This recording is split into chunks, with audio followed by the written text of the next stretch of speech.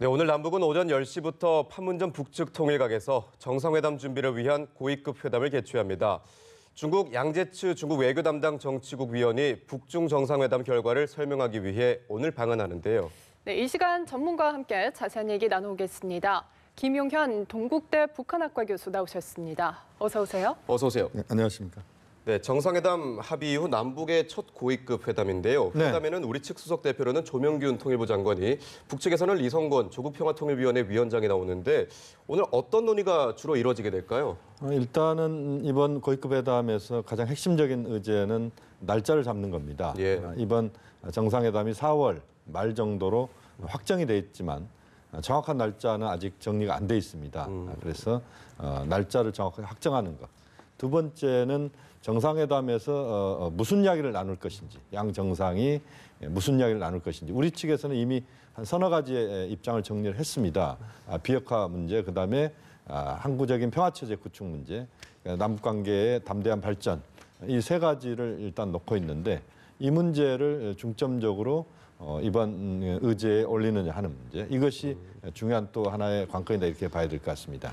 예, 방금 말씀해주신 것처럼 우리 정부는 3대 의제를 이제 제시한 바 있는데 네. 과연 우리 정부가 제시한 이런 정상회담 의제들을 북한이 수용할 수 있을까요? 아마 그 부분은 남북 간에 그동안 많은 만남에서 대체로 예. 남북 정상회담에서는 어느 수준에서 대화를 나누자라고 하는, 또 어떤 의제를 중심으로 나누자라고 하는 것은 대충 정리가 돼 있다고 봐야 될 것 같습니다. 그렇기 때문에 이 3대 의제에서 크게 벗어나지는 않을 것이다. 특히 비핵화, 평화체제 문제, 이 두 가지는 이번 남북 정상회담뿐만 아니라 북미 정상회담에서 가장 중요하게 다뤄야 될 의제이기 때문에 예. 남북 정상회담에서 사전에 징검다리 성격의 그런 여러 가지 의제 중에서 이 두 가지 문제를 중요하게 다루는, 그 다음에 이제 북미 정상회담으로 가는, 이런 차원에서 본다면 남북 정상회담에서도 비핵화 평화체제 문제가 중요하게 다뤄질 수밖에 없다. 이전 1, 2차 정상회담에서는 그런 그 평화체제 문제나 비핵화 문제가 거의 다뤄지지 못했던 부분들이 있습니다. 그러나 예. 이번 정상회담은 그것이 주 의제가 되고 남관계에는 부차적인 의제가 되는 그런 특이한 그런 정상회담이다, 이렇게 봐야 될 것 같습니다. 네, 한편 또 정상회담 일정에 대해서 한번 여쭤보고 싶은데요. 네. 우리 정부는 하루 정도 정상회담을 하는 것을 우선 검토하고 있지만 출퇴근 방식이 될 수도 있다고 하는데요. 네. 어떤 방식으로 정해질까요? 지금 이제 하루에 하느냐, 이틀에 걸쳐서 하느냐의 전제 조건은 예. 얼마만큼 사전에 조율이 제대로 되느냐는 부분입니다.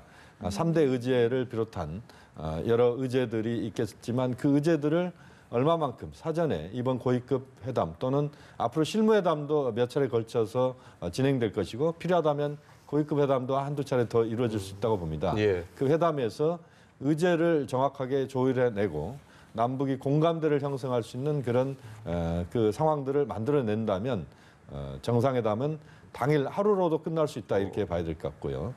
그렇지만 이제 좀 더 그 깊은 이야기를 문재인 대통령과 김정은 위원장이 심도 깊은 이야기를 한다, 이것을 전제로 한다면 그것은 이제 하루를 더 연장할 수도 있다. 그래서 이제 출퇴근 회담이 될 가능성이 높습니다. 문재인 대통령은 청와대로 퇴근을 해서 그 다음 날 판문점으로 출근하고, 예. 그다음에 김정은 위원장은 판문점에서 퇴근을 아마 개성에 있는 잔함산 여관 정도로 퇴근을 할 것 같은데요. 예. 그리고 나서 다음 날 출근하는 아주 남북 정상회담의 사상 유례없는 또는 최초의 그런 회담의 형식이 지금 만들어지고 있다. 판문점 회담 자체만으로도 남북 정상회담의 그동안의 그 형식을 완전히 파괴하는, 격식을 파괴하는 실무형 회담으로서의 정상회담이 이번에 이루어진다, 이렇게 봐야 될 것 같고, 이번 회담에서 핵심은 역시 대화를 집중적으로 하는 겁니다. 예. 그다음에 상호 공감대를 정확하게 이루어낼 수 있는 그런 대화 집중, 소통 중심 회담, 이렇게 봐야 될 것 같습니다. 예, 한편 북한과 중국의 이제 정상회담 직후에 이 중국의 양제츠 외교 담당 국무위원이 오늘 우리나라로 이제 방한을 하는데요. 네네. 북중 정상회담 결과에 대해서 자세히 설명할 예정이라고 하는데 일각에서는 윈윈 대화였다, 이런 분석도 나오고 있거든요. 네네. 오늘 한반도 비핵화 등 여러 현안에 대해서 협의가 이루어질까요? 그렇습니다. 이번 양제츠 정치국 위원회 방안은 원래는 18일부터 21일까지로 결정이 됐었습니다. 그것이 지난 16일 날 29일 날짜로 이제 바뀌는 그런 상황이 발생했는데 아마 예. 그것은 김정은 위원장의 방중과 연관된 것이다 이렇게 우리가 지금 사후에 그렇게 정리를 해낼 수 있을 것 같습니다. 그때 당시에는 명확하게 밝히지 않았지만 날짜를 특사 방한을 양재치 위원이 한 그 11일 정도를 늦춘 것은 결국 김정은 위원장의 방안을 그때쯤 북중이 결정한 것이었기 때문에 날짜를 바꿨다 이렇게 봐야 될 것 같습니다. 결국 이 날짜를 바꾼 것은 북중 정상회담의 성과 또는 결과를 우리 측에 충분히 설명하는 자리. 원래는 양재츠 정치국 위원이 우리 측의 입장을 듣고 싶어서 오겠다고 하는 것이었다고 봐야 될 것 같습니다. 그러니까 예. 남북 정상회담, 북미 정상회담의 준비 과정에서 문재인 대통령이 그 중매 역할을 하는데 그 전반적인 과정에 대한 설명을 중국 측은 굉장히 듣고 싶어 했습니다.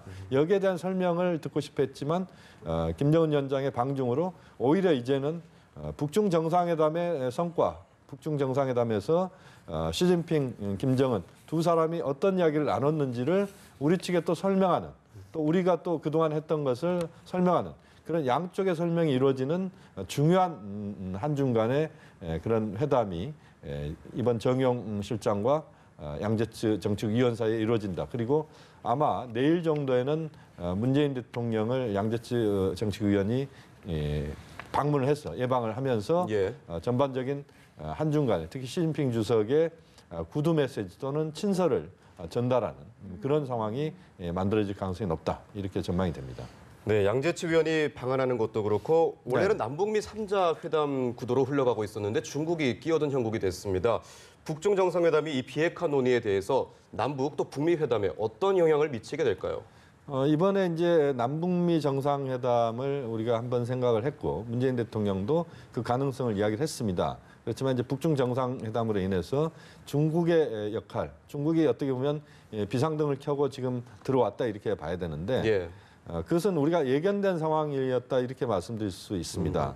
그러니까 중국이 한반도 문제의 중요한 행위자로서 여전히 중요한 역할을 할 수밖에 없다고 보고 또 이미 이제 북중 정상회담을 통해서 들어왔기 때문에 남북 미중이 좀 더 문제를 풀어가는 것이 필요하다 이렇게 볼 수밖에 없습니다. 특히 평화체제 논의를 지금 이번 정상회담, 남북 정상회담, 북미 정상회담에서도 해야 됩니다. 왜냐하면 비핵화 이야기만 할 수는 없거든요. 예. 북한에 줘야 되는 것은 평화체제이기 때문에 이것을 논의할 때 반드시 들어와야 될 대상이 중국입니다. 예. 왜냐하면 휴전협정, 정전협정 체결의 당사자가 북한과 중국과 미국이었습니다. 우리는 그때 서명 당사자가 아닙니다. 우리가 거부를 했기 때문에 예. 안 하는 것인데요.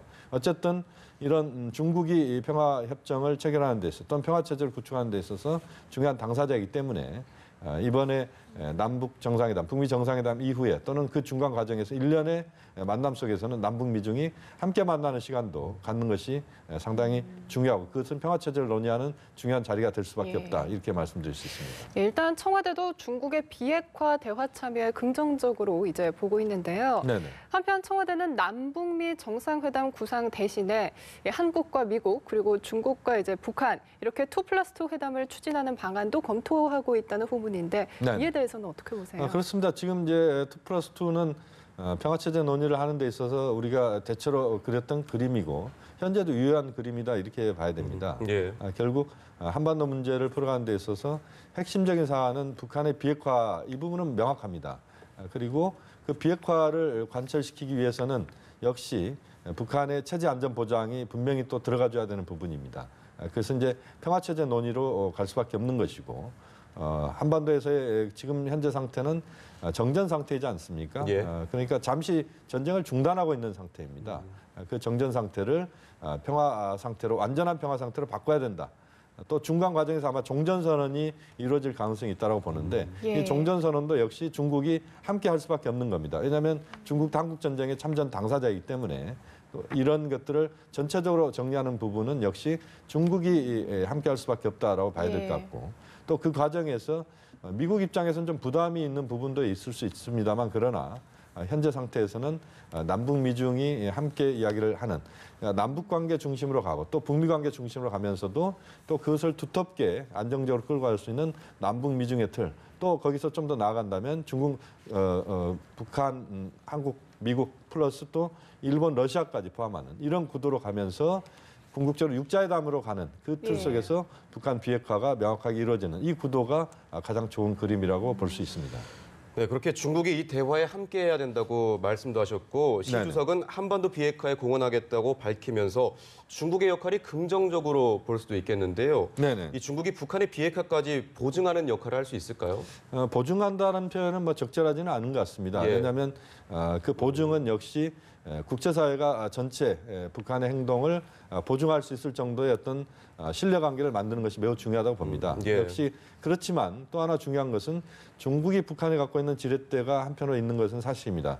경제 부분에서 북한에서 소비되는 경공업 제품의 거의 90% 이상이 중국제다 이렇게 보시면 되고 또 중국으로부터 북한에 들어가는 원유가 석유가 거의 북한에 수입하는 석유의 95% 정도 됩니다. 예. 나머지 5% 정도가 러시아에서 들어온다 이렇게 봐야 되는데 그렇게 본다면 역시 중국의 역할은 경제적인 측면에서 분명히 있다고 봐야 될 것 같고 또 한편으로는 이제 정치 군사적인 측면, 외교적인 측면에서도 역시 중국은 북한에 대해서 많은 부분 영향력을 행사할 수 있는 국가다 이렇게 봐야 되고 또 북한의 행동에 대해서 중국이 제어할 수 있는 그런 요소들도 이번 북중 정상회담에서 일부 확인됐다 이렇게 봐야 됩니다. 그렇기 때문에 비핵화 평화체제 논의를 하는 데 있어서 중국과 북한의 협의 이 과정은 북한의 행동을 상당히 그 안정적으로 할 수 있게 만드는 다시 말씀드리면 북한이 링에서 빠져나가지 못하게 만드는 그런 역할도 중국이 한편으로 할 수 있다. 이런 점에서도 상당히 중요한 역할을 중국은 하고 앞으로 더 할 수 있다라고 봅니다. 그런 차원에서 지금 미중 간의 뭐 여러 가지 통상 문제랄지 이런 속에서 굉장히 갈등적 요소가 있지만 예. 그러나 외교적인 해법을 추구하는 현재의 비핵화 평화체제 논의 이 과정에서 미중 간에도 충분한 그런 협의 그리고 일치된 견해를 만들어내는 이 작업이 매우 중요하다 그렇게 말씀드릴 수 있습니다. 네, 하지만 뭐 키를 쥐고 있는 문제는 이제 미국의 반응인 것 같습니다. 네네. 일단 트럼프 대통령 같은 경우에는 북미 정상회담을 수용을 하면서 대화에 대한 보상은 없다 이렇게 강력하게 말한 바 있는데요. 네네. 그런데 북중 정상회담에서는 이제 시 주석이 뭐 북한과 중국의 교류 협력 확대를 이제 제안하면서 뭐 조금 대북 제재 완화 가능성도 언급을 했는데 네네. 이런 태도 어떻게 보세요? 물론 이제 중국 입장에서도 북한에 예. 줄 수 있는 것들은 줘야 된다라는 판단을 할 겁니다. 특히 대북 경제 제재가 국제사회의 제재, 미국의 제재, 또 중국도 거기에 동참하고 있으면서 중국도 상당한 부담을 느꼈을 겁니다. 예. 그런 제재를 이완하는 문제도 중국은 생각할 수 있다. 이런 것을 지금 간접적으로 표시하고 있다 이렇게 봐야 되는데 다만 이제 제재 해제는 간단한 문제는 분명히 아닙니다. 이것은 이제 국제사회 동의, 그다음에 미국의 동의가 있어야 되는 부분이기 때문에 다만 이제 북한이 좀 더 적극적으로 비핵화 문제를 구체적으로 이제 김정은 위원장이 말을 쏟아낸다면 또는 그러한 과정에서 단계적으로 문제를 풀어가는 해법들을 제시한다면 저는 그 제재에 관련된 부분에서도 단계적인 제재를 해제하는 또는 유연화시키는 이 작업도 필요하다. 그러니까 비핵화 문제를 풀어가는 데 있어서 평화체제 논의도 함께하고 또 제재도 약화시킬 수 있는 이런 것들은 우리가 생물처럼 좀 볼 필요가 있다. 그래서 좀 더 이것이 꼭 그 딱 구조화된 딱딱한 것이 아니고 유연성 있게 우리가 이 문제를 풀어가는 이런 지혜도 이제는 요구되는 시점이 곧 다가온다. 그렇게 봐야 될 것 같습니다. 네, 유연성 있게 봐야 된다고 말씀해 주셨는데요. 한편 북미 정상회담을 앞두고 북한 영변 핵시설에서 새로운 원자로를 시험 가동한 정황이 포착됐는데요. 이번 북미 회담의 핵심 의제로 떠오르고 있는데 어떻게 보십니까? 그 부분은 이제 좀 더 객관적인 사실은 확인이 좀 필요하다고 봅니다. 예. 지금 미국 일부 언론에서 그런 보도를 하고 있는데요. 이것은 이제 만약에 사실이라면 북한이 앞으로의 비핵화 평화 체제를 논의하는 데 있어서 자신의 몸값을 올리는 그런 협상에 있어서 뭔가 좀 더 유리한 구도를 만들기 위해서 그 영변 핵시설의 가동을 보여주는 그런 사례라고 볼 수도 있을 것 같습니다. 다시 말씀드리면 북한 입장에서는 역시 앞으로 대화를 하는 데 있어서 비핵화를 충분히 한다. 그렇지만 이제 그 과정에서 지금의 핵 활동을 중단시키는 문제가 중요한 의제로 떠오를 수밖에 없는데 그것을 만들어가는 데 있어서 일단 북한이 행동하면서 행동을 안 할 때 대한 국제사회의 보상이랄지 이런 것들을 요구하기 위한 측면으로 지금 이런 그 핵활동의 근거들을 겉으로 좀 드러나게 하는 예. 보여주는 뭐 그런 모습일 수도 있다. 뭐 그렇게 추론할 수는 있겠습니다. 예, 알겠습니다. 오늘 말씀 여기까지 듣겠습니다. 지금까지 김용현 동국대 북한학과 교수였습니다. 고맙습니다. 고맙습니다.